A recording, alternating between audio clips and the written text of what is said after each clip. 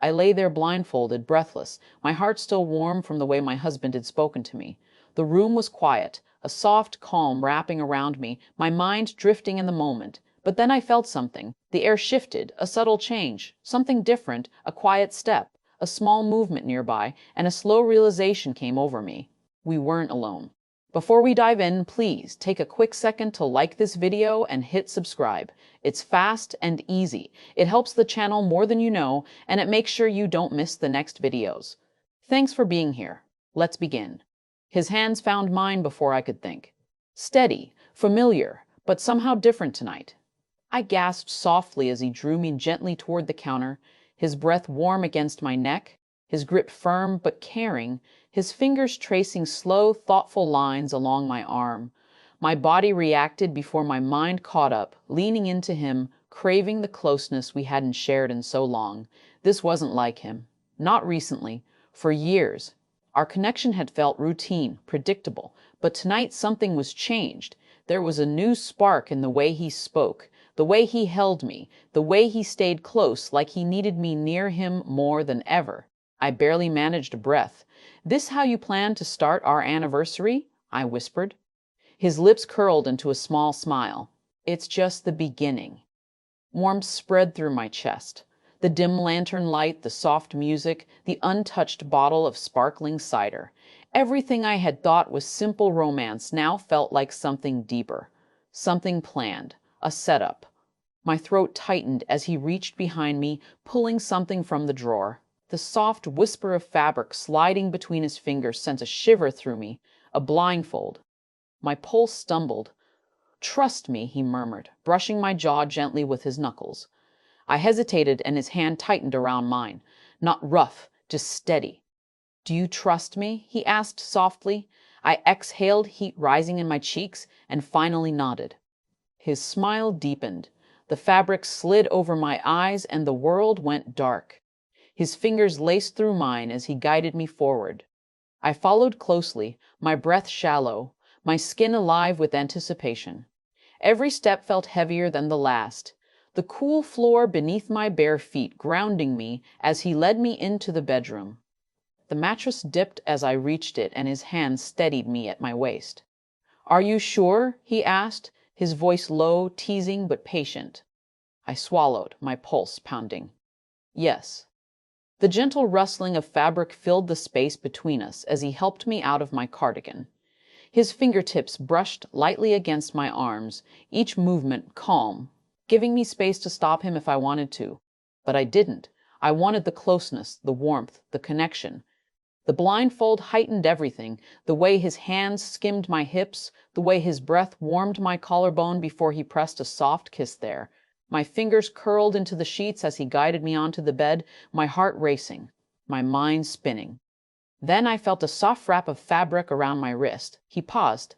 "Tell me if you want me to stop." I exhaled a long, unsteady breath, then shook my head. The fabric tightened. Not harsh, just enough to remind me that I had chosen to trust him. My choice, my moment. He sat beside me, warmth radiating from his presence. His voice a quiet hum as he spoke gentle words, loving words, words that wrapped around me like a blanket. His thumbs brushed the slow circles along my forearms, grounding me, steadying me, calming me. Every whispered sentence drew a soft shiver from my skin, not from touch, but from the meaning in his voice. He knew exactly what he was doing. He talked to me about us, about memories, about why tonight mattered to him. His words were soft, careful, almost reverent. My breath caught, my back arching slightly with every tender phrase, every heartfelt confession. The air shifted again. His hand paused. The space beside me felt empty. I frowned, my lips parting. I waited for his touch, his voice, anything. But instead I heard the quiet creak of floorboards, the subtle rustling of clothing. He was moving away. "Marcus," I whispered, my voice still thick, hazy. He didn't answer at first. A pause, a hesitation. Then the bed dipped as he leaned close again. His fingers brushed my jaw, his lips hovering near mine. "I told you," he breathed. "I had a surprise for you." My breath caught. I barely had time to think before I heard it. The door unlocking, the hinges groaned softly as it swung open. A chill raced down my spine. Someone else was here. "She looks even better than I imagined," a low voice said. Heat rushed through me. Fear, curiosity, confusion tangled together. My chest tightened. I was still blindfolded, still loosely bound, still breathless. And now we weren't alone. My breath came in sharp, uneven pulls. In the darkness, my senses sharpened. I could hear them, both of them. The warmth of Marcus's earlier touch still lingered on my skin, keeping me anchored, even as the presence of someone new sent a wave of uncertainty through me. Yes, I was nervous, but beneath that something else stirred. Curiosity, a strange, tender anticipation. Their voices drifted around me, low, calm, gentle, filling the room with a quiet tension that felt strangely safe. "She's shaking," the stranger said softly, but with a hint of amusement. Marcus moved closer instantly, his fingers brushing my thigh in reassurance. "She's just taking it all in," he murmured. His touch was an anchor, a reminder that he was right there, that this moment, however strange, was still mine, still safe. "She's beautiful like this," the other man added, his voice closer now.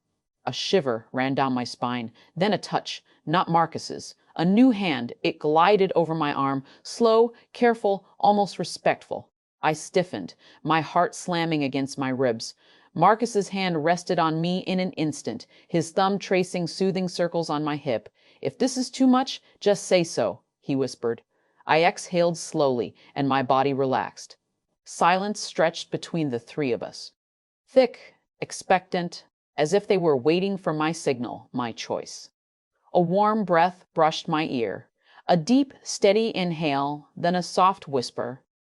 "Only if you want this." My lips parted. My pulse raced. And then I made my choice. The first touch of the stranger's presence was gentle, his voice near mine, speaking quiet words of admiration, appreciation, and calm encouragement. I tensed for a heartbeat, then melted into the moment, my senses overwhelmed by the sound of his voice blending with Marcus's. The contrast between the familiar and the new sent a shiver through me. Marcus squeezed my hand, grounding me, guiding me. "You're perfect like this," he whispered against my shoulder. Then I felt it, another presence near my lips. Not touching, just waiting, asking. My pulse thundered. I hesitated only a second before breathing out, giving permission with my silence, my openness, my steadying breath. A low hum of approval came from the stranger. Marcus's voice brushed my ear. "Just breathe." I did, and their words filled the space around me, warm, encouraging, reverent. They spoke to me, about how strong I was, how loved, how cherished. Their voices worked together, lifting me, carrying me, surrounding me in a cocoon of affection and attention. Time blurred. The moment deepened. Their words wrapped around me like a warm current, holding me on the edge of something overwhelming. Emotion, connection, release. And then they shifted me gently, carefully, respectfully. The fabric around my wrists loosened, but the blindfold stayed, keeping me in the dark, keeping me in the moment.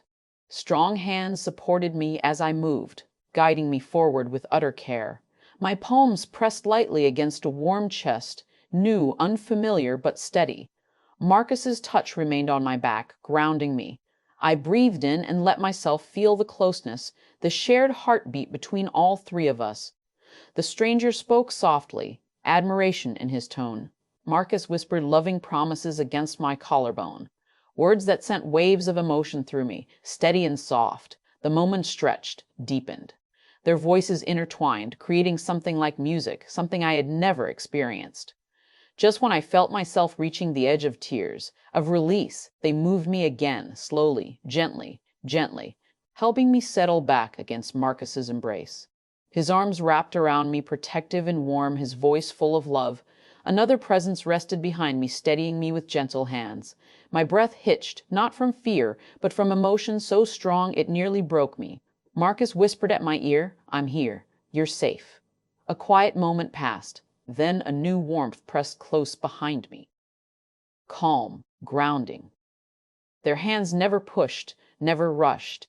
They simply stayed near me, supporting me, guiding me with words alone, keeping me anchored between them.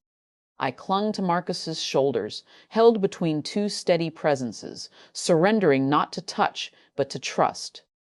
Their voices filled my world, reassuring me, praising me, lifting me. Time blurred again. Emotion swelled, and suddenly it all came crashing over me. A wave of feeling so deep, so overwhelming, I could barely breathe through it.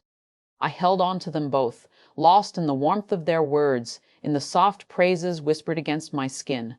For a long moment, none of us moved, just breathing, just warmth, just connection.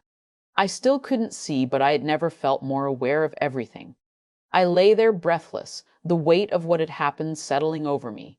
He had given me the ultimate gift, a moment of trust, of vulnerability, of emotional surrender.